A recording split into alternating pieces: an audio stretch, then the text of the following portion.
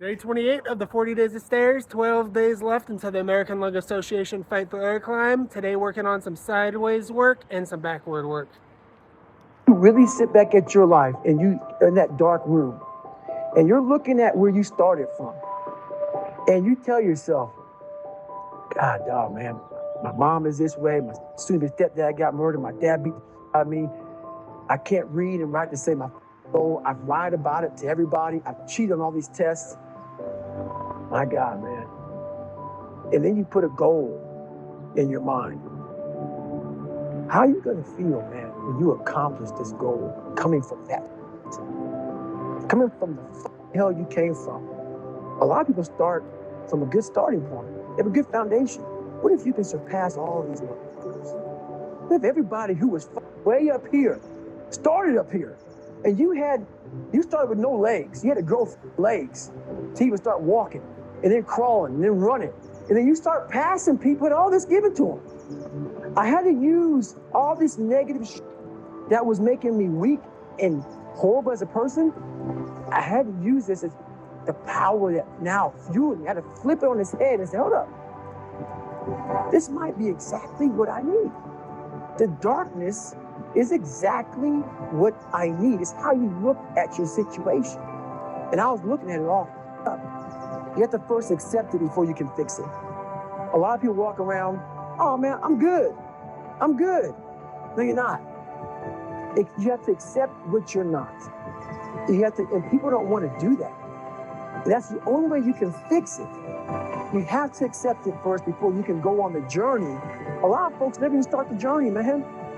They never start the journey because they're living this fake life that who they want to be, they act like they are, but they're not because they haven't fixed all this stuff yet. You got to fix this first before we can start our journey in life. So that's why I had to make this list.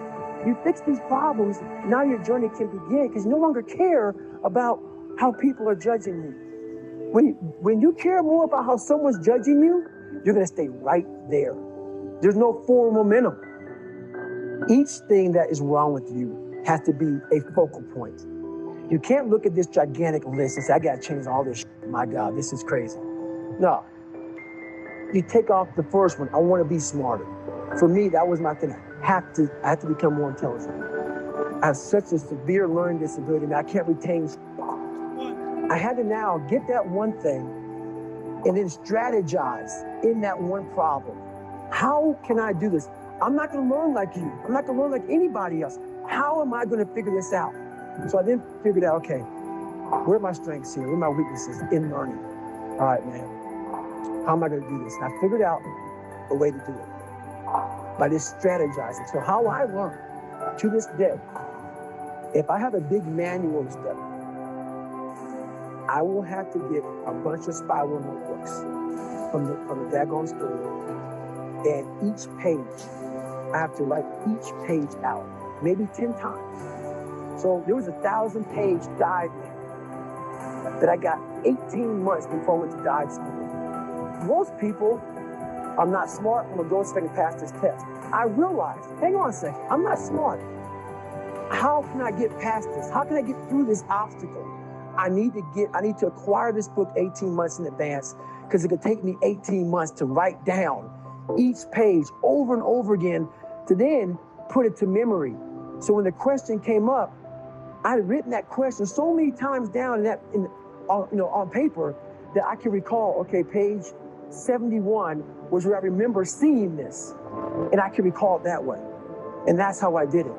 So you got to strategize on each problem you have in life. Slowly break down that problem. Don't think about all the problems you have, just one at a time. And before you know it, you fix all these problems, but you cannot focus on all of them, just on the one thing at a time. There's a concept in your book that permeates the whole book, and I think really is one of the most important things for people to understand in their own life, certainly to understand you, and it's the notion of detesting mediocrity. Talk to me about that. How did you instill it in your life? How can other people instill it in theirs? It's one of the biggest things in the world. A lot of us, mediocrity is everywhere right now. And we're all trying to find an easy way out. And we're judging ourselves. Let's say there's 10 people in this room, and we're all mediocre. But I'm the best of the mediocre people.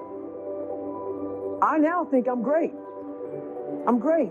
We surround ourselves around people that make us feel great, that tell us what we want to hear.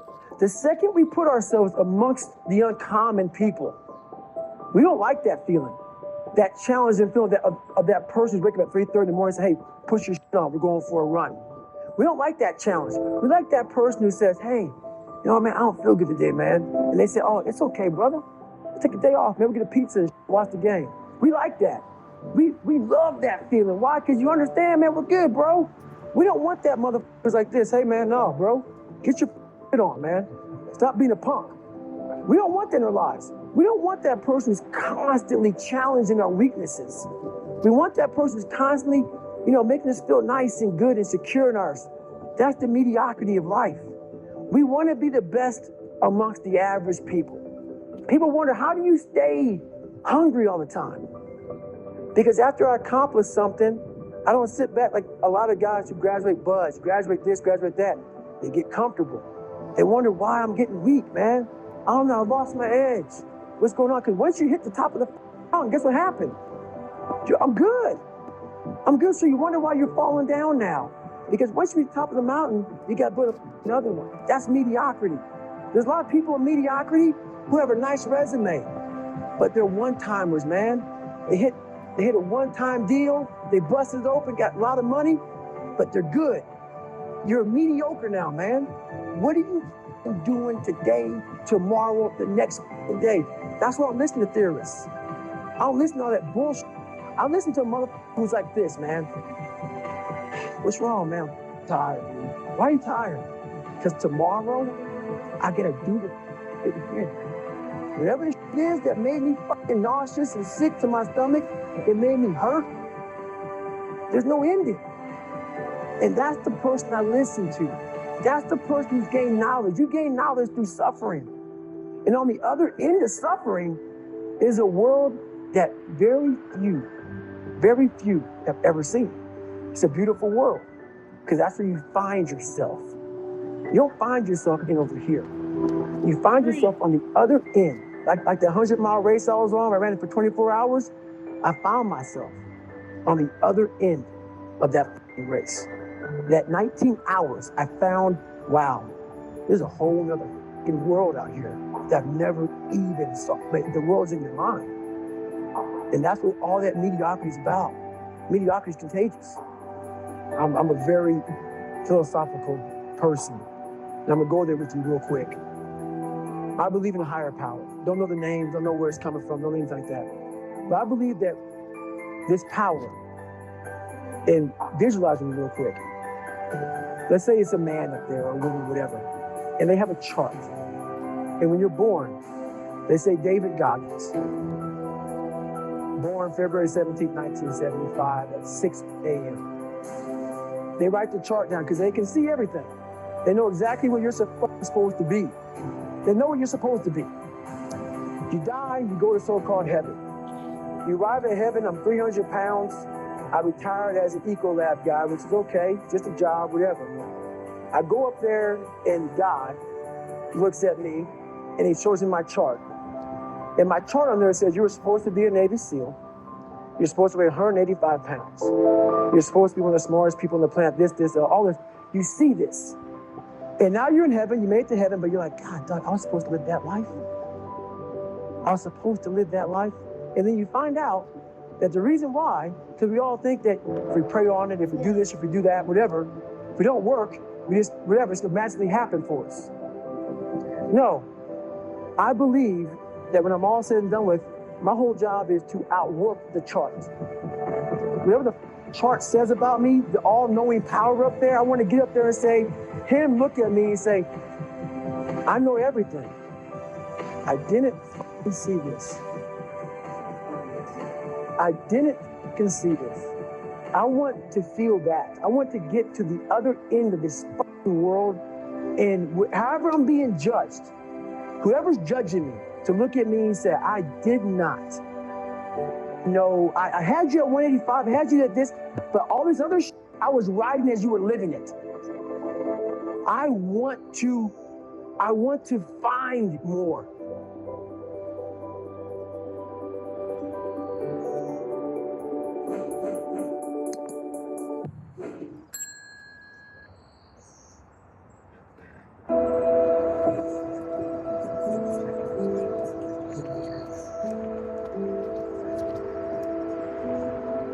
We all have two people. We all have two people. And I'm not saying you're crazy. We have the easy voice. That's that voice that we all love. That's that very comfortable voice that's that mommy holding you saying it's going to be okay. Doesn't care how good you are, just loves you. Just loves you no matter how messed up you are in life. So that's that one voice. This other voice that we walk very far away from is a voice saying, hey man, you ain't doing shit. So we try to get this voice out of our head completely. And we live over here in this land. So what you have to do first is turn up this voice over here. The voice saying things to you that aren't nice. That it's in our head saying, you know what, man, dude, you're not doing shit. I'm not saying to put yourself down. I'm saying listen to the truth. And the truth isn't in the 20%. The truth is in this other part of your brain saying, look, man, you're wasting a bunch of percentage here. We have 80 more percent that we're not tapping into because in this other 80% is suffering, pain, failure, self-doubt, darkness, and then a whole bunch of light. But to get to this light, you got to go through all of this. So a lot of us know that. I can get over here, but over here, man, this is much better because I got to go through this journey that is not fun. This from 20 to 100%, this shit in between is not fun. So we decide to live over here. So everybody goes, how do we do that? You know exactly how to do that. You know exactly. It's not a magic trick. There's nothing I talk about that's a magic trick. It's all back down to a very primitive mindset of we just have to do. It's like breathing. Breathing becomes normal. Like we don't know that we're doing it. That's how you have to live your life.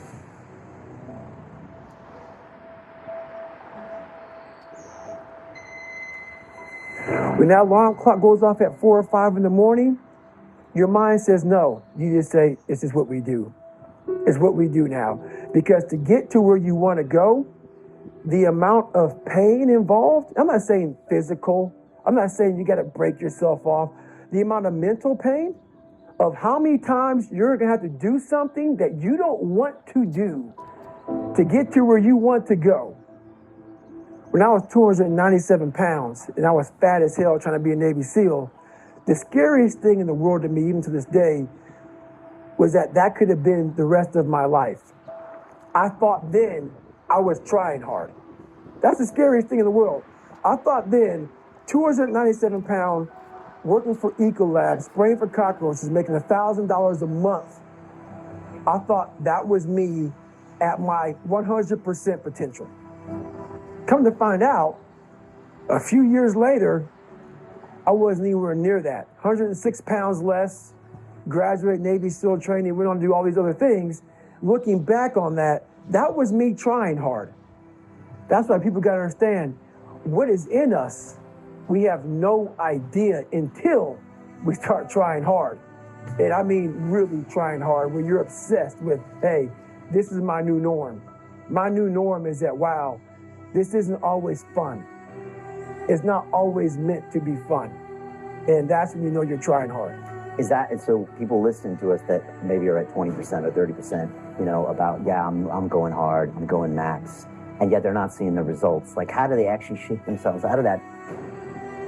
We're all in a battle with our own brains. That's all life. That's all life is. It's the most powerful thing in the world, is your own brain. It can work for you or against you. And as opposed to focusing on all those bad things that happened, all the things you didn't have, the people that called you names, all the stuff in Brazil, Indiana, and you start thinking, wait a second, I just visualized this.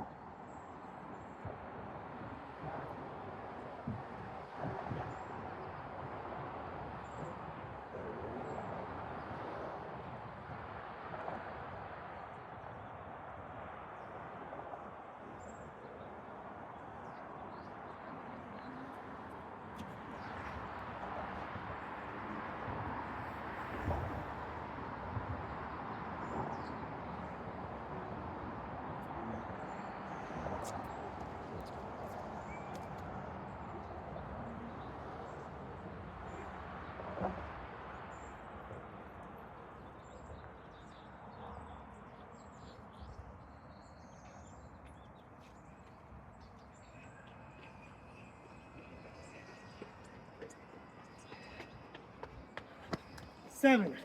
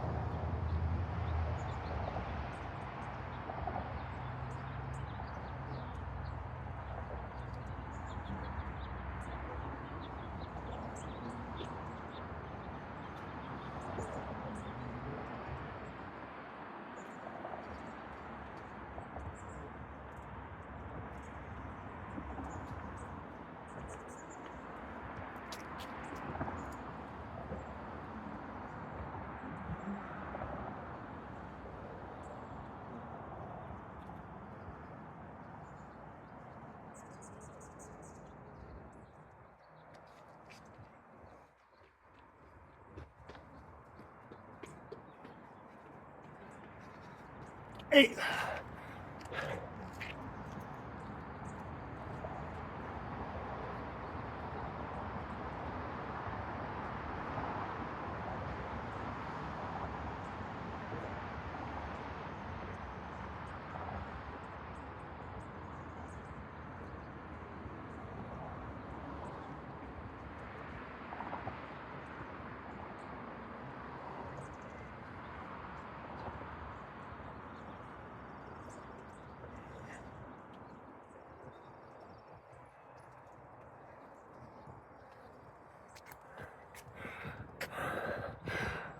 So it wasn't about losing 106 pounds.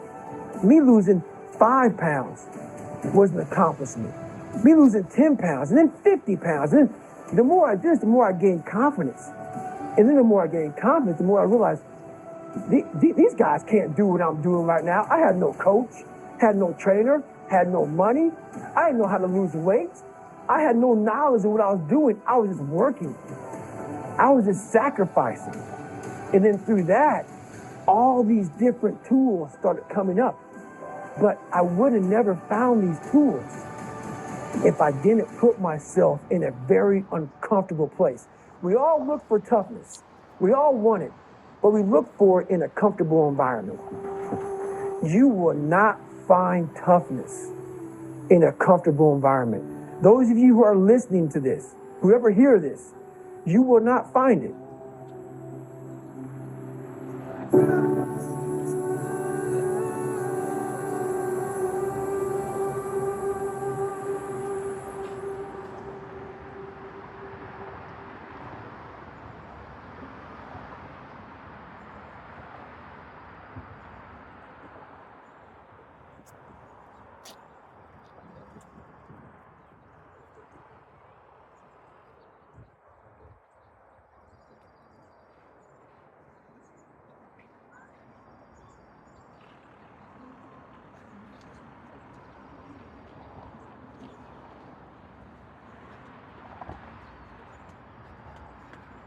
Man.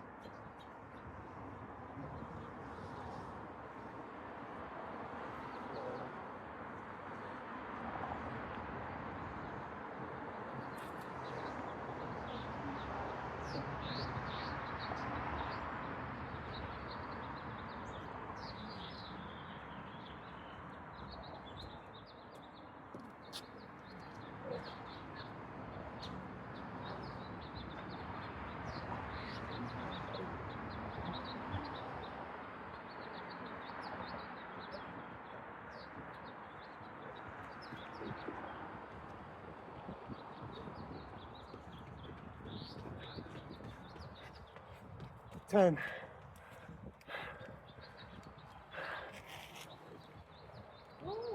Oh. That was a little different today than usual. I wasn't as taxing on the lungs. Oh no, altogether it wasn't that hard. But it felt pretty good. Like I think I sweat more. So it'll be interesting to see what my heart rate metrics are after I review the workout. But it was a lot funner than yesterday, that's for sure. 12 days left. Day 28, 12 more workouts until the American Lung Association Fight for Air Climb. That will be the 12th remaining workout. And boy, am I looking forward to that day.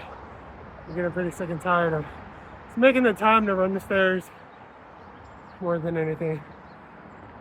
Well, and running them sucks.